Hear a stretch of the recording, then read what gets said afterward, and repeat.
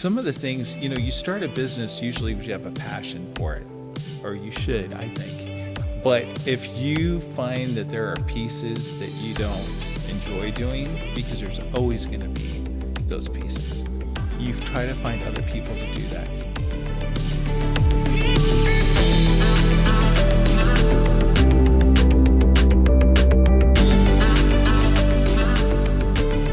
Welcome back to Building Nebraska. We'll ignite your passion for entrepreneurship while highlighting those who turn ideas into reality. Today, we are in downtown Oshkosh, Nebraska, and I am joined by Mike Piva and Mark Ferrari of Mark Ferrari Specialty Coffees. Thanks for joining us. Yes, thank you. Thanks for visiting us. So you have a very rich history in coffee and coffee roasting. Lay the groundwork for your background and how you learned the basics of coffee roasting. Okay, so when I was in my 20s, my sister, she's a few years older than me, and she wanted to start a coffee company with an actual brand of coffee. We had the working farm on the big island of Hawaii's Kona coast where we were producing coffee, but at that point we were harvesting it, and we were part of the local Kona Coffee Cooperative in the nearby area. So we were just growing it, harvesting it, and selling it to the mill. So my sister had an artist background of graphic design, and she used to doodle and have fantasies about having her own branded coffee. And back then, this was in the early 80s, there really wasn't that many independent small farms that were going from the farm to the packaged product. So we embarked on that together, and she created a brand which the family brand is called Ferrari Coffee out of Hawaii. But we kind of had like the cart in front of the horse, where there's so much more to it. So you have this idea, and you have to figure out what are you going to do with this idea, and how are you going to get roasted coffee, and so forth. So luckily my neighbor, our neighbor, was a woman that had her own coffee company, very small. She was of Japanese descent, and she was considered the foremost master coffee roaster in all of the Hawaiian Islands.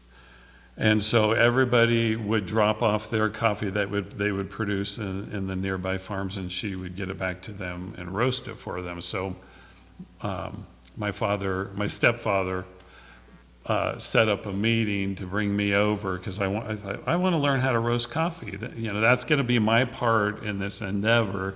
Is I love coffee. I want to learn how to roast it. He's like, well, let's go on over. I'll introduce you to Miriam, because I've got to pick up a bunch of her harvested coffee and run it down to the cooperative. So we got together, went on over, and met her at her shop. And it's a very unassuming, very clean, but very simple, basic shop, where she had a very basic roaster. She was almost 70, so I'm like all of 22. So my dad's like, come on in and meet Miriam. And she just is a woman of very few words. And I don't even know if she said hello to me at first, So I get in there, and my dad picks up her product, and he said, oh, by the way, this, I had just recently moved back to Hawaii from the mainland, because I was finishing college. And my son wants to learn how to roast coffee, and would you talk to him a little bit about it? And so she never had any apprentice before. She just would do her own thing. She was a widow. She already lost her husband like 15, 20 years before. And so she didn't say anything back to me. I remember it just distinctly. I go, oh, this isn't going really well. we're not going to be able to start this coffee endeavor, Yes. you know? So we Here's the get, problem. as soon as I leave, she's closing the door to her shop, and she goes, be here at 6 a.m. and just kind of close the door in my face. So he's like, oh, good. She wants you there tomorrow at 6. So I was there at 6 o'clock and proceeded to learn the history of coffee, how labor intensive of a crop it is, how much there's involved in all the steps to get it to the form of the raw roast, of the raw green coffee to where we're ready to roast it. And she had a system that was probably a 20-pound coffee roaster, very no frills, but very accurate, just with the flame underneath the drum roasting system that she had. And I remember looking at it thinking, how old is this thing? Does it even work, you know? Magic. Yeah. No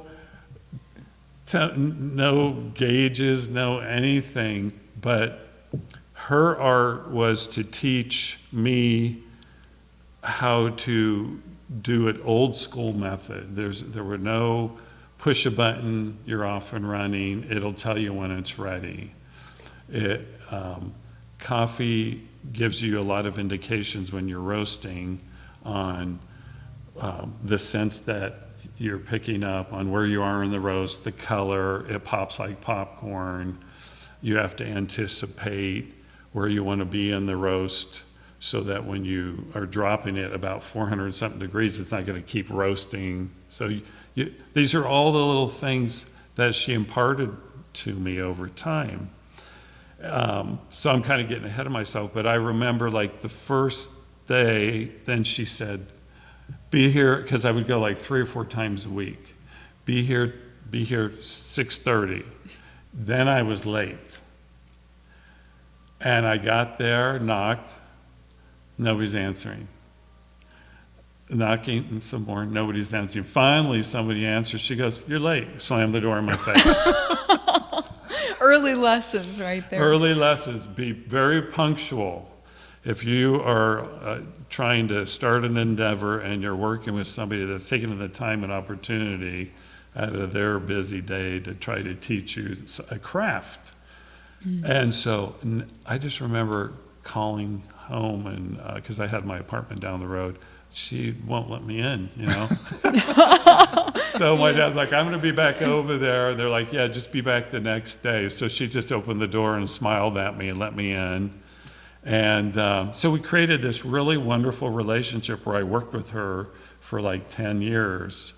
And she just taught me that everything you do, you are kind of picking up on where somebody left off to create this product. And now it's your turn to take this raw green coffee and make it into the fullest potential that it should be.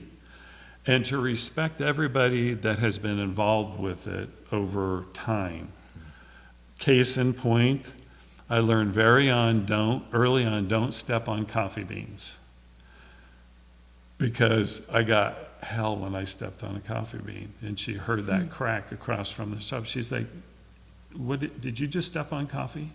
You know, that is disrespectful to everybody that's involved, that hands bleed to pick this coffee by hand so you can come in here and make money.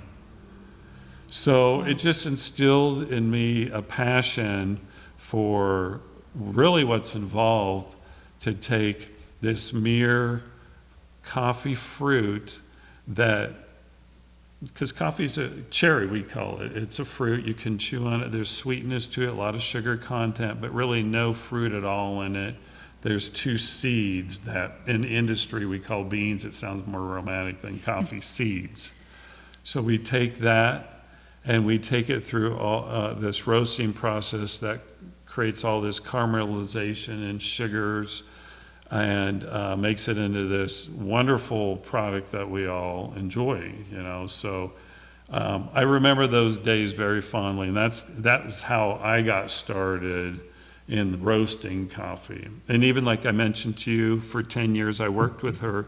I had since during that time got my own system and was working on doing my own roasting, but I still would go over and work with her once a week because we just created this connection. She kind of became like our adopted grandmother and died and passed away in 2016 at like 98 years old. Wow. So yeah, Very it cool. was a pretty interesting and great experience for me. Well, there's been a lot of evolution, obviously, in the coffee industry since then, and especially in your personal journey as a coffee roaster. But take us through the early days until making the decision to plant roots in Oshkosh. And I know that's a loaded question. There's a lot of steps in between that roadmap, but what did that process look like? You know, so I got to know Mark and his sister Nikki in Phoenix. So that's where I ended up after college. I went to Kearney State, and then after Kearney, I moved to Phoenix, and I entered the corporate world and was happy and content. And then I kept on running. So they were over in from Hawaii in Phoenix because they wanted to set up distribution for their family's business.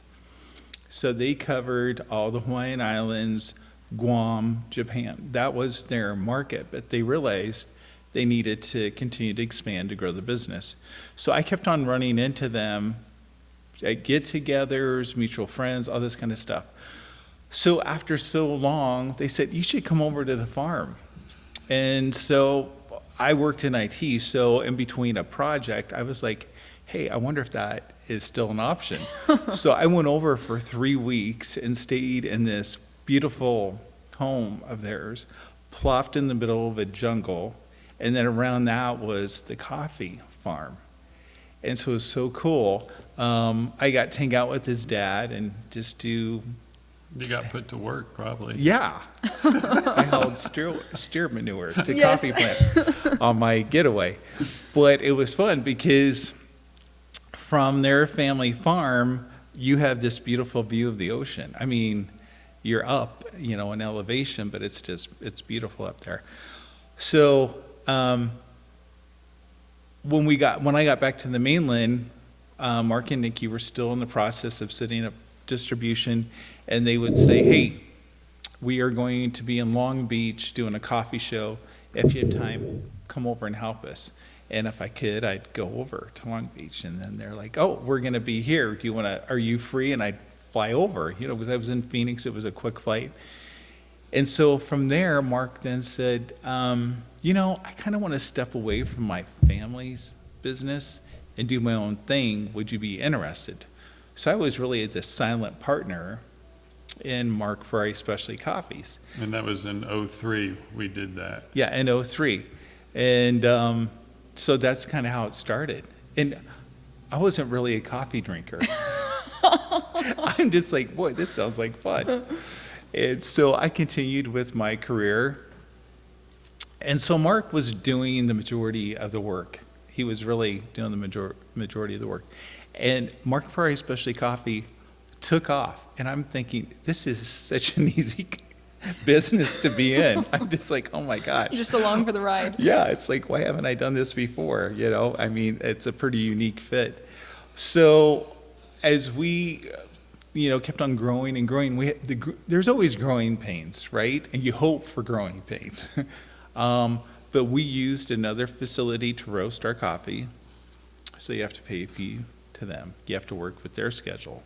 You have to work, with their crew, all this kind of stuff. So we're in control of our product, but we're not in control. And you're spending, there's too many layers to your business. So we started to look for our own facility. We do remember when we had the time when we had some pretty decent sized purchase orders, and all of a sudden they're like, we're not going to be able to get those done on time. And buyers don't want to hear when they think you're ready to ship product that's going to go out nationwide in department stores that you're not going to be able to make these deadlines. Yeah, so it was our reputation. That was like the light. We were like, we have to do something. Yeah. So we looked in the Phoenix area and greater Phoenix area. And I said, I've always wanted to go back home And he's like, okay, that's great. Just dismissing it, And I said, no, I think it could work, because I go, do you even know where my home is, my hometown? And he goes, well, kinda. And I said, well, it's right in the middle of the country. And I go, we already ship all over the US and Canada. I go, we're right in the middle. I think that's going to help us. So he kept on dismissing it, like, this does not sound like something I'm interested in. And so I thought, I really need to come up with a business plan. I mean, a solid one that I can talk him through it. And so we ended up, I took him out here, and it was in November, and we left Phoenix early, so it was dark. We arrived in Oshkosh when it was dark, and it just seemed like this long, long trip. I just remember going like this the whole way. There is no way this is going to work. This is not. No. This is not going to work. Because we still needed to be in Phoenix, but wherever our facility was, we still needed to be there. And anyway, so I showed him around town, and I gave him some possibilities of buildings where we could have a facility, or a roasting facility. And it took 2 years to find a facility, because there's some drawbacks. People in small towns, anywhere, if there's not a building in use, they like to put storage in those buildings. And it's really not good for a community. So I know there's not people lining up to buy those buildings, but you have to wait for the opportunity. So if people can get rid of storage in small town USA, it's better for the community. Yes. Because we pretty much gave up hope. But so, there was a lot of benefits, because Mark needed to go to Hawaii. We were already doing our own distribution in the greater Phoenix area. We were going down to Tucson. We had, we worked with a roastery in Phoenix. We worked with a roastery in Southern California. So he was everywhere. I mean, he was just traveling everywhere. And now I was asking him to come to Oshkosh, Nebraska, which does not have an international airport located right next to it. There's Just an a airport small right drawback here. We there. do have a really nice I airport. was like, why can't we use this airport? He goes, because you got a plane? You need your own plane there. It's a private airport. So anyway, so the trip went pretty well. It went pretty well. So he's like, okay, I can kind of see it. But I set up a plan. I said, really, Mark, you need to come in. You need to roast, because we always roast based on orders. Then you can leave and do everything else that you need to do. And DIA, Denver International Airport, is 2 hours and 40 minutes. And that's a doable trip. So that was another bonus. And I said, I know a lot of people, and a lot of people in small towns, they don't have a job. They have 3 jobs, right? And those are some of the best workers. Those are the ones that want to work, want to be involved in everything. And I said, so I can already put a team of people together. And we need a You team. sure did. Your ragtag team. The ragtag. And he means then he that took off. In an endearing way. Really nice way. But so finally, after 2 years, we found a building. It was the right size. Your It friends worked. called you and said, hey, they want to sell this. Yes, yeah. So we yeah. lucked So it was out. very last minute. I was really kind of giving up hope we weren't going to make it back to Oshkosh. Plus, my family was here. I have a family farm. My parents were getting older at that time. There was more personal reasons. And plus, I wanted to do something for my community. And so those are all really strong emotional, drives to do what you want to do. And I thought, I would find it hard if I was him, in his role. It'd be like, this makes no sense. But we found this building, and we've been here for 18 years. It's been a very good move financially for us. It's let us accomplish everything we want to do. There's always a couple hitches to any business. Some of those were, because we have specialized equipment, finding people to service them. So we would fly people in, which was expensive. and if there was a part that was needed or something, so there was a little bit of delay. But so there were some of those worries, but overall, it was really good. Plus, we had more room to work. We worked with our local city's economic development. We got a low-interest loan, so we could hold on to our own money. That was huge. Because it was huge in that I can convince him, yeah, look, there's some support here. So it worked out really good. Yeah. Well, there's multiple facets to your business, which we'll dive into later. But prior to the recording, you mentioned that with your family roots in Hawaii, you take things from tree to cup. Yes. A full circle process. Yes. Obviously, here in Nebraska, we're very familiar with agriculture. But what does raising coffee look like? Well, it's a process where the trees aren't even ready to produce fruit for about 4 years. So they're really babied within their first 6 months, where we have them in a nursery, and they're called little soldiers is what they're called. So as soon as they come up through the ground, it looks like there's a little, the actual seed that we call beans in the industry, after it germinates and creates its little shoot, that seed comes up out and it's on top of the shoot, and it looks like a little roasted bean. So we call them soldiers. And then as soon as they're ready, then they can be repotted into the ground, and then that seed opens up, and that's where all the leaves and everything start to come from. So for after about 3 to 4 years, then the coffee tree, if everything goes right, will start to flower. And flowering, the flowering, I mean, when I think about it, it's a very endearing thing to me, because it's very powerful scent throughout the whole coffee land. They have a scent of jasmine. And so they just load the coffee trees, like the coffee tree that I have had here, and luckily I haven't killed it yet, being here in Nebraska, but it's doing pretty good. But the flowers will just line the branches, and coffee is self-pollinating. So even though we do get some help from insects, even if an insect never landed on it, like a bee, it's still going. If it flowers, it's going to create the fruit, which we call coffee cherries.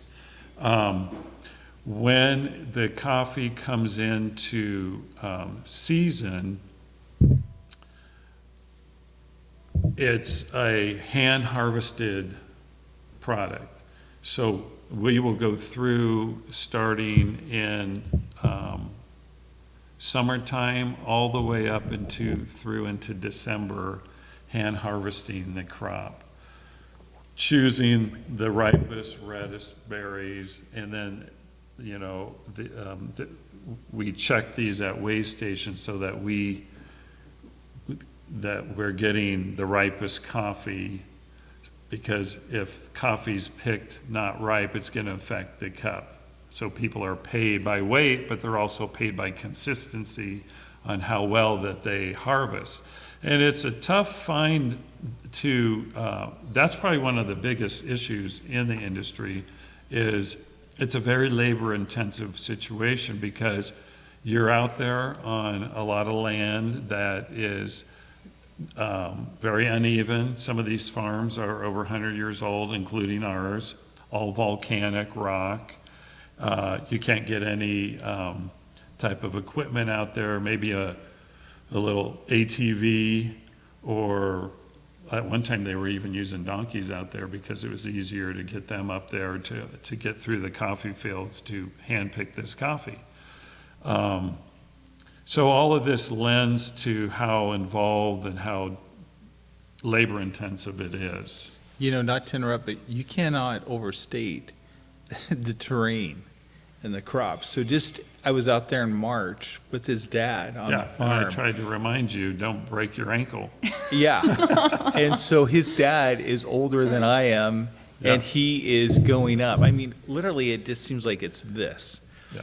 and he's showing me around because I wanted to see a couple of the other things that they harvest, because they also have a second crop is macadamia nuts, which is kind of common out there. And so, You got avocados and like they're- this big out there. yeah, it's kind of awesome just to see that. And there was wild boars, and there's wild boar bass, and I really want to see that. So his dad, who is 80, was talking the whole time walking up, and I'm like, you're gonna have to slow down, buddy, because I was exhausted. Let alone, I wasn't talking. I mean, my breath was just for me to get myself up there. He wanted to show you every part of that farm. Yeah, and I loved it. But the point is, they work on that farm day in and day out, and it's not easy work. Yeah. You know, the blessing of Nebraska, it is basically flat. So there's some ease in that, right? Yeah. So Yeah, it's, this is full rainforest. You get rain every day. Coffee loves shade. It loves moisture. It loves just the right amount of sunshine. So it's what they call a shade-grown crop. Even though, as Mike mentioned, a lot of the farms will have other trees around that help shade the coffee. We produce macadamia nuts as well, so and they're pretty large trees that will help naturally shade the coffee. But a lot of the natural shading is just the cloud coverage, that it'll start off as a beautiful, nice morning, and then all of a sudden the clouds come over, and then you get torrential downpours, which the crop loves. But I always remember as a kid trying to hurry and get my truck loaded up with product that I had to get down to the store so that everything didn't get wet in the back of the pickup. And like looking up at the weather coming and hurry, it's starting to rain, get downtown. I got to get in the stores with this product. But yeah, it's kind of a different world. That area over there, I don't know if you've ever been to the Big Island, but downtown is more desert-like where the resort is. But the mountain that we're on, which is a volcano called Hawalai, it's about 9,000 foot elevation. And coffee, it's called the coffee belt. It grows from about 800 foot to almost 2,000 foot in elevation. Prime area is about 1,700 foot elevation, which we are at, and in a little mountain town, another Hawaiian little town called Holualoa, which is considered like the best of the best within that 20-mile radius that the coffee is produced. And it's funny, even in this area, this small area that we're producing this world famous cup, or this world famous coffee, you can get little differentiations in flavor profile based on where it's actually grown within that area. Because certain areas have a little bit more rain than others. Certain areas have their soil is a little bit more broken down, than some of it's like truly growing in dense volcanic earth. So it just changes the flavor a little bit. Yeah. So what I'm learning is growing coffee is a lot different than growing corn or soybeans. Well, what's fascinating to me is you are roasting and distributing this high quality coffee, of course, across the United States, but also internationally. Talk about, at a high level, the different facets of your business and what it looks like today. sure. Well, we're foremost a coffee roastery. As I mentioned to you, we like to project ourselves as a farm to cup business. The majority of our business is wholesale. So this building, why it turned out so perfect, like in my mind's eye, I knew we needed certain aspects of it. Ceiling height, the roll-up doors that we have here. We have semis that will come up and deliver and pick up the product, deliver the raw coffee that we bring in. The post office next door, we put a tremendous amount of business through this local post office here. So that all supports the wholesale part of the business, palletizing product, shipping it out to distribution networks that we have, shipping it direct to end users, shipping it to restaurants that we had mentioned to you. The other aspect of our coffee is part of that is our direct mail. So over the years, we've built a pretty sound mail order business where we get a lot of repeats. We do a lot on Amazon. Those are different legs of the business. I prefer the mail order direct to the customer. Amazon's great, but they take such a large chunk. So I really focus on the direct mail order part from our website, which is konausa.com. To put that in there. So when we first got here, KonaUSA.com is yes. that what you said? Okay. when we first, and that website will kind of tell you different markets that we're in and what we do besides being able to buy direct from us. Our retail store here was a kind of an afterthought. So when we bought this building, that whole front retail espresso bar shop was not here. We did that whole build out. At first we just wanted to have we'll put a rack out and just have some packaged coffee.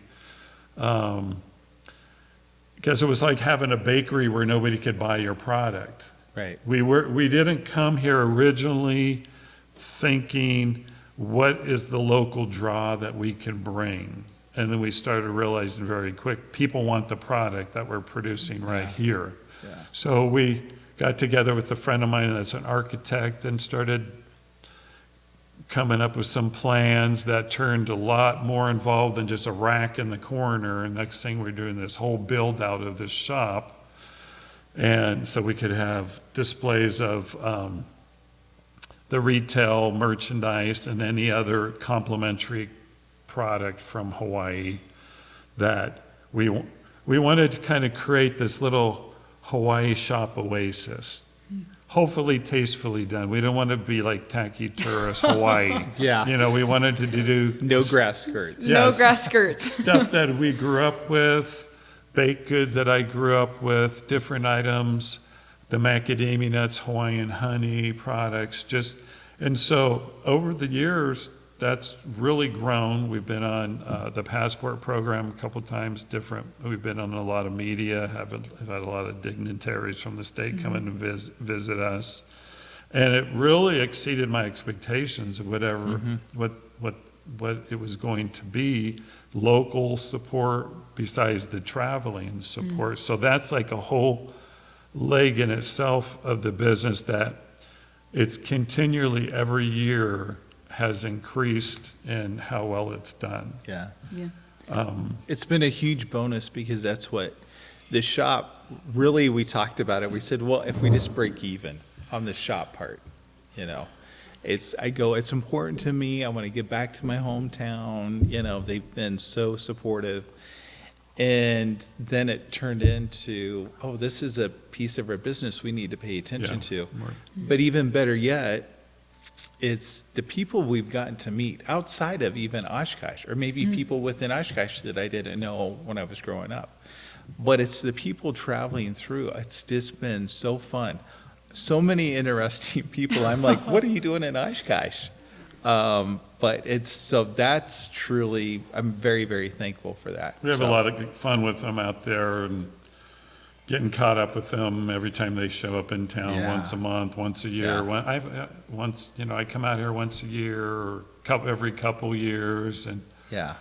hopefully you can remember most of them. And then you meet their extended family, and it's just, I don't know. Small town living at its finest. Yeah, yeah, it's really fantastic. Yeah, awesome. Well, I could pick both of your brains for hours, but most of our listenership, listening to this podcast in particular, has an interest in rural entrepreneurship. What advice would you give someone looking to start a business in a rural community like Oshkosh? I would say, for me, there's a lot of opportunity. There's a lot of resources out there. City councilman of Oshkosh.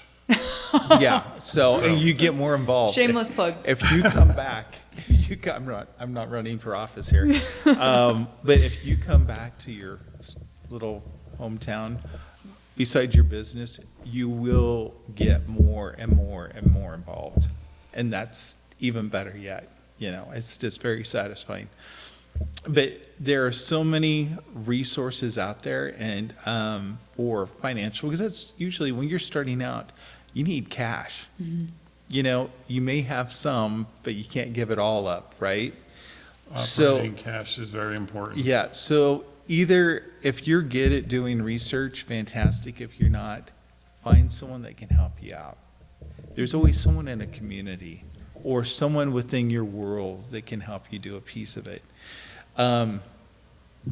Like I said, we went to our city economic development, and they had a very low interest loan, and that helped us a lot. That was a piece we didn't have to think about. Then we could buy more green coffee with our money, and we could move a little bit faster, and there was less stress. And then also, I think some other advice is some of the things, you start a business usually because you have a passion for it, or you should, I think. If you don't have passion, then maybe it's just not it. If someone's encouraging you to do something and you're like, not into it, just don't do it. But if you find that there are pieces that you don't enjoy doing, because there's always going to be those pieces, and you may be surprised what your company requires you to do to keep going, you try to find other people to do that. And it always seems like everyone I talk to, they're intimidated by accounting, keeping the books or whatever. And some people love it, some people don't. And I hear that over and over and over. And sometimes with us, we're dealing with a food product. So we have to clean. I don't mind cleaning, but you need to make sure that you can train employees to clean to the quality that you want. So you need to make sure people are in place, that you have a constant maintenance of your facility. But it's always finding the holes that you know that you're going to have, find someone to fix those before it creates a problem. Yeah.